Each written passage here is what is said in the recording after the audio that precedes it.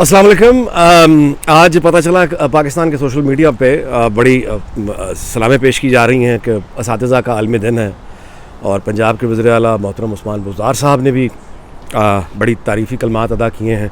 ये अलग बात है कि वो असातिज़ा जो बेचारे एक्चुअल प्रैक्टिस में उस्ताद हैं, काबिल से काबिल उस्ताद भी कोई होगा तो वो उस्मान बुज़दार जैसा नसीब तो लेकर पैदा नहीं होता, तो वह हसरत से बस सुनते रहेंगे। बेसिकली हम झूठे मुनाफिक लोग हैं। मैं आपको एक बड़ा मज़े का वाक़या छोटा सा बताता हूँ, आपको अंदाज़ा हो कि हम क्या लोग हैं।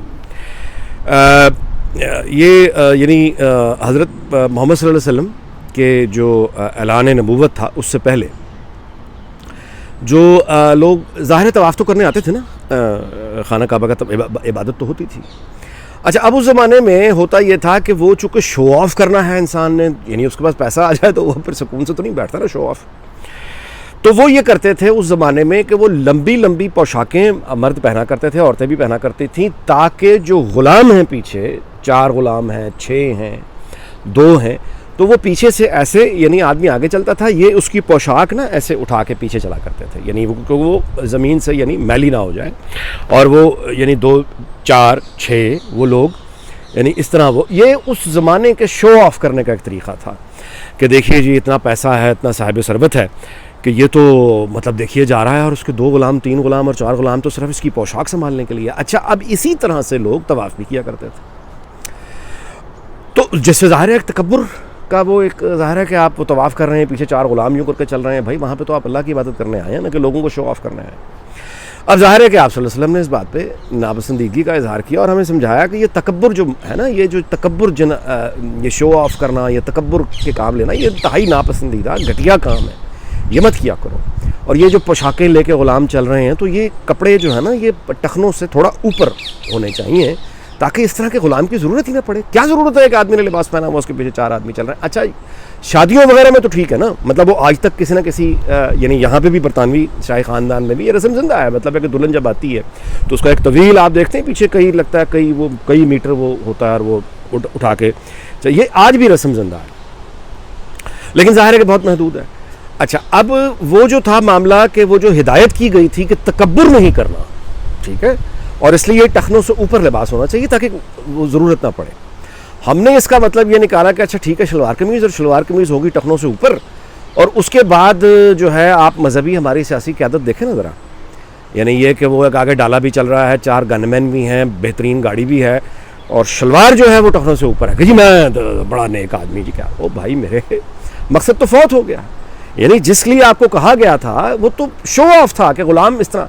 अच्छा, ग़ुलाम तो आप दिखा रहे हैं, गनमैन भी दिखा रहे हैं, अपनी गाड़ियाँ भी दिखा रहे हैं, शलवार अलबत्ता टखनों से ऊपर है, मतलब ये हमारी यानी जो असल मकसद था तकब्बुर वाला वो पीछे रह गया, जो अलामती सी चीज़ है वो सामने रह गई। भाई आप सल्लल्लाहु अलैहि वसल्लम ने या सहाबा कराम ने कभी शलवार कमीज़ तो नहीं पहना था ना, तो तहमत बांधते थे या उनका मुकामी लिबास थे, तो हमने असल तकब्बुर वहीं रहने दिया, शलवार टखनों से ऊपर कर ली और उसको बाकायदा गोया इस्लाम के एक रुकन की हैसियत दे डाली। अच्छा, आगे चलते हैं, एक और आपको मिसाल दूँ।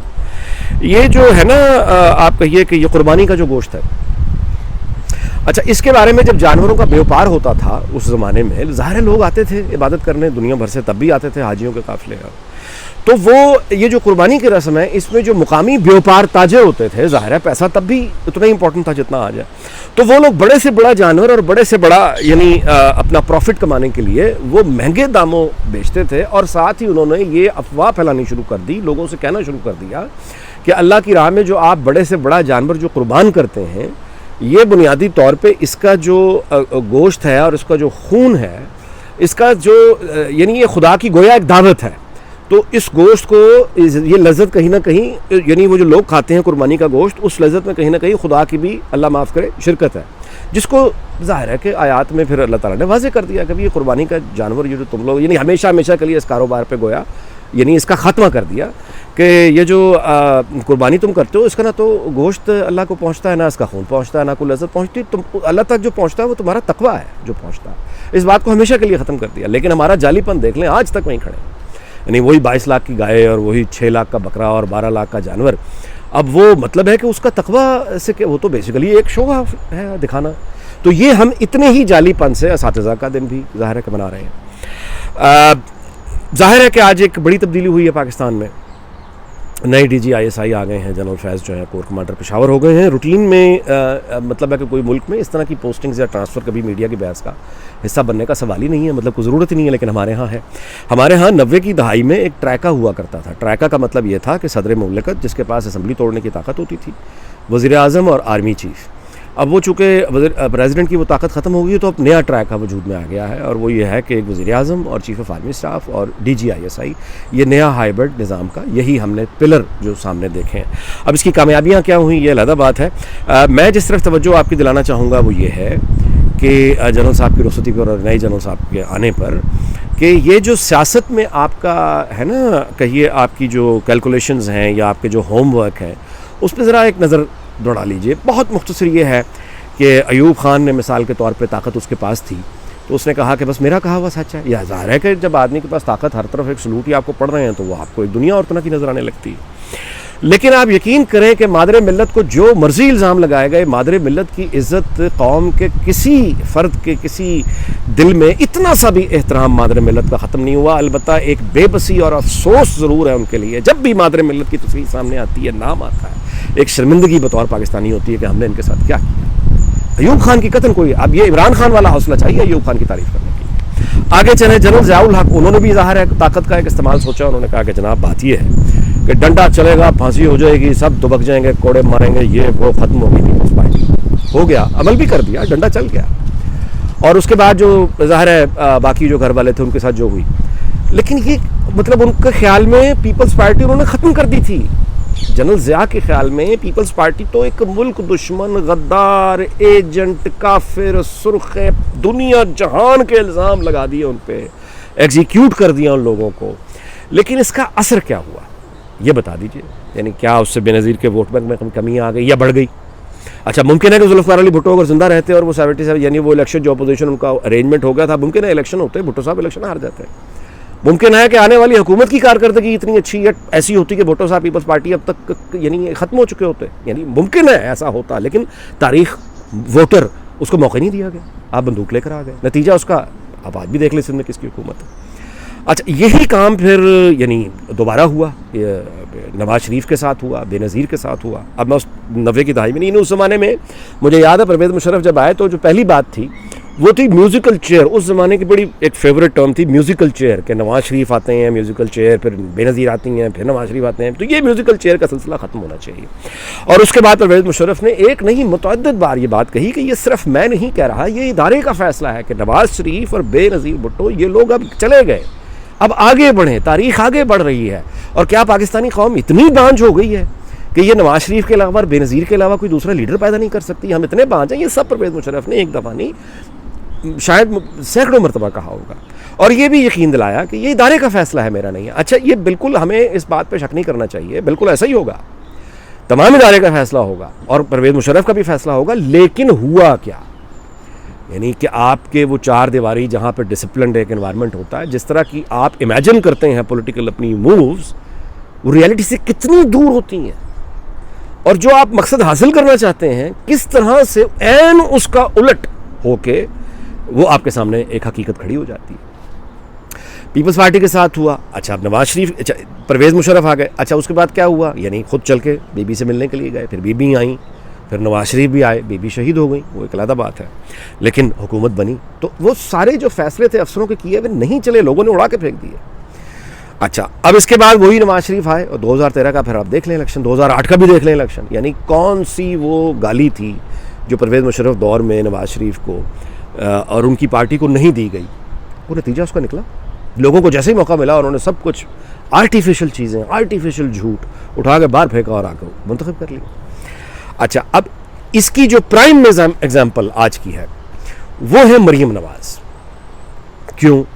مریم نواز پہ اگر آپ غور کریں تو مریم نواز صاحبہ یہ بنیادی طور پہ جب ظاہر ہے کہ پالیٹکس میں کا شوق تو ہوتا ہے نا، تو ہم نے دیکھا کہ 2013 میں جب نواز شریف کی حکومت بنی تو مریم نواز صاحبہ نے اپنے طور پہ بہت ایکٹیو ہونے کی یعنی کوشش بھی کی، وہ ایکٹیو بھی رہیں، وہ پرائم منسٹر ہاؤس میں بھی جا کے بیٹھیں، وہ کوئی نوجوانوں کی اسکیم بھی پھر اس میں بڑا خرشور مچا کے جی کس حیثیت میں دیے جا رہے ہیں پیسے. اس کے بعد میڈیا سیل وغیرہ میں بھی بہت متحرک رہیں. اس کے بعد وہ امریکہ دورے پہ بھی ساتھ گئیں اور ایک طرح سے ان کو یعنی صاف نظر آ رہا تھا کہ اب ان کو لانچ کیا جا رہا ہے.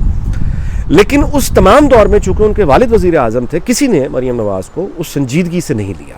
یعنی ان کے بارے میں تاثر یہی تھا کہ یہ ایک ظاہر ہے پریولیجڈ خاتون ہیں، بلو بلڈ ہیں، اور ظاہر ہے والد کا نام ساتھ ہے، اتنا بڑا ووٹ بینک ہے، لیکن یہ خود بذات خود مریم نواز جو ہیں یہ کوئی ایسا سنجیدہ ان کی باتوں کو سنجیدہ لینے کی ضرورت نہیں ہے.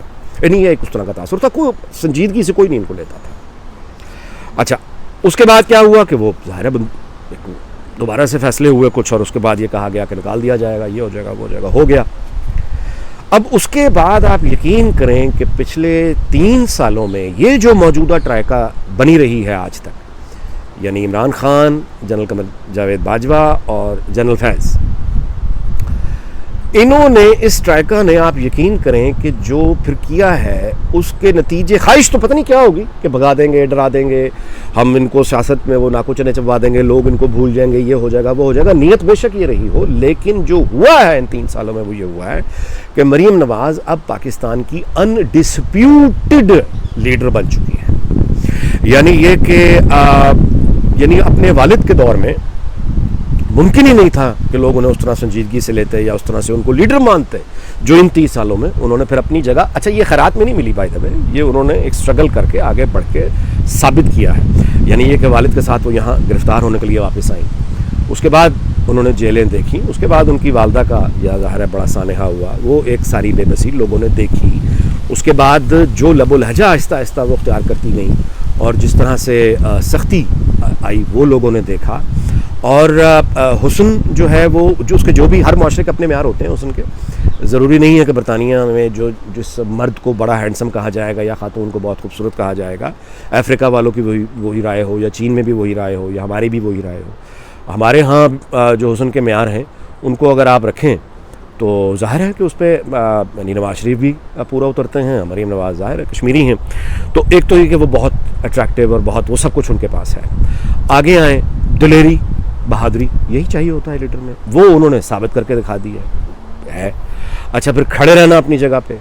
اچھا اب جس جگہوں پہ مثال کے طور پہ آرمی چیف کی ایکسٹینشن ہے یا خاموش رہنا ہے مریم کا، یا وہ بڑی آپ یوں کہیے نفاست سے وہ فیصلے ان سے وہ اپنی جان چھڑاتی چلی جا رہی ہیں.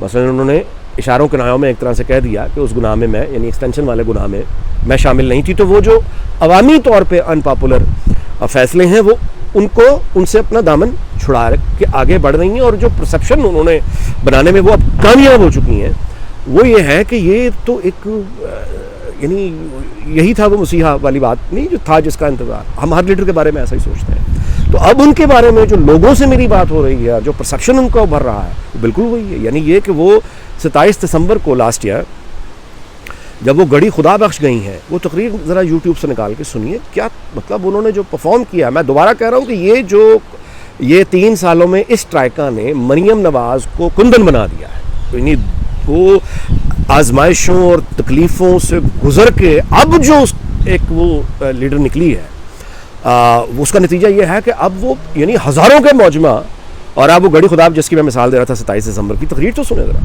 معلوم ہو رہا تھا کہ بے نظیر کے بعد یہ ہیں، بلاول کو ایک یعنی مصیبت پڑ گئی تھی، اور ان کی یعنی وہ اب ہزاروں کے مجمع کے ساتھ گویا کھیل رہی ہوتی ہیں، ان کو یعنی پرفارم بھی کر کے بتا دیتی ہیں، ہنسا بھی دیتی ہیں. ابھی شیخو پورہ میں ایک تقریر ہوئی ہے اور اس میں یعنی بہت ان کا سخت ایک لب و لہجہ تھا، اور وہ جس طرح اور آخری میں یعنی جو گفتگو ہے بس اس کا اختتام اس بات پہ کرتا ہوں کہ ہمارے جو نئے جنرل صاحب آئے ہیں ظاہر ہے کہ ان کو بھی ایسا ہی لگے گا کہ ان سے زیادہ ذہین اور کوئی نہیں ہے، اور اب تک جتنے بھی ان سے پہلے یہاں پہ آئے سارے بے وقوف تھے. آسمان کو انہی کا انتظار تھا، اور یہ کہ سیاسی شعور ان کا بہت کمال کا ہے، اور یہ کہ دراصل جو خیال ان کو آتا ہے وہی درست ہے، باقیوں کو جو خیال آتے ہیں وہ گھٹیا ہیں. اور اگر وہ بھی اسی ایک لا حاصل مشق میں پڑ گئے کہ اب میں بتاتا ہوں کہ کون سیاستدان رہے گا اور کون نہیں رہے گا، تو آپ بھی اسی ایک طویل قطار کھڑی ہوئی ہے ایوب خانوں کی، پرویز مشرفوں کی، اور کئی ڈی جی ایسا آئے اور کئی گئے. آج وہ کہاں ہیں؟ آپ بھی ایک دن ظاہر ہے چلے جائیں گے. سیاسی جو لیڈر ہوتا ہے، جو لوگوں سے اپنا ایک تعلق بنا لیتا ہے، وہ ایگزیکٹو آرڈر سے آپ بتی جس طرح بٹن اس کا آن آف کرتے ہیں، you can't do that with human emotions. آپ کو سمجھ نہیں آئی ابھی تک؟ یعنی آپ نے جو ایک پوری وہ لوگ تیار کیے تھے جو ایک خاص طرح جہاد کا مفہوم سمجھتے تھے، قومی ریاست کو مانتے ہی نہیں تھے، اور وہ یعنی اب ان لوگوں کو وہ ایک خاص پڑھا اب وہ جواب دے رہے ہیں نا آپ کو میرا خیال ہے کہ یہ گزارش ہے جی، خیال کا میری کیا حیثیت ہے، گزارش اتنی ہے کہ یہ آپ مریم نواز کی اگزامپل کو اپنے سامنے رکھیں کہ جتنا دبایا گیا، یعنی ان کو وہ لیڈر ان کے والد نہیں بنا سکے جو آپ لوگوں نے بنا دیا ہے. اب اگر آپ چاہتے ہیں کہ کوئی بھی سیاسی لیڈر جو ہے وہ اپنی فطری اس کا ایک زندگی اور فطری ایگزٹ اس کا اگر چاہتے ہیں تو یہ کام لوگوں پر چھوڑ دیں، لوگ اپنا حساب لے لیں گے. آپ بیچ میں آ کے ان کو لوگوں کا ہیرو بناتے ہیں. اور کبھی اس بات پہ غور کیجئے گا کہ آخر کیا وجہ ہے، یعنی یہ افسوسناک بات ہے، آپ کے لیے تشویشناک بات ہے، کیا وجہ ہے کہ میڈیا میں جس شخص کے اوپر آپ اپنا ہاتھ رکھتے ہیں سب جانتے ہیں، انہیں نوکری بھی مل جاتی ہے، انہیں تنخواہیں بھی مل جاتی ہیں، انہیں عہدے بھی مل جاتے ہیں، لیکن ان کی عزت کیا ہے؟ یعنی کیا وجہ ہے کہ جس کے اوپر آپ اپنا سر پہ ہاتھ رکھ کے اس کو ہلکا سا بھی پروموٹ کرتے ہیں وہ مارکیٹ میں 2 ٹکے کا ہو جاتا ہے، اس کی بات ردی ہو جاتی ہے، اس کی بات کو یعنی لوگ ایک دم ہنسی کھیل شروع کر دیتے ہیں. کوئی تو وجہ ہے.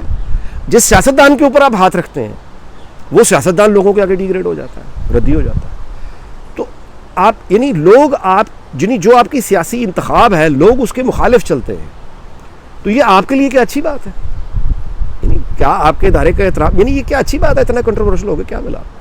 بس اس بات پہ ویلا ختم کرتے ہیں، اجازت چاہتے ہیں، پھر ملاقات ہوگی. اللہ حافظ، اپنا خیال رکھیے.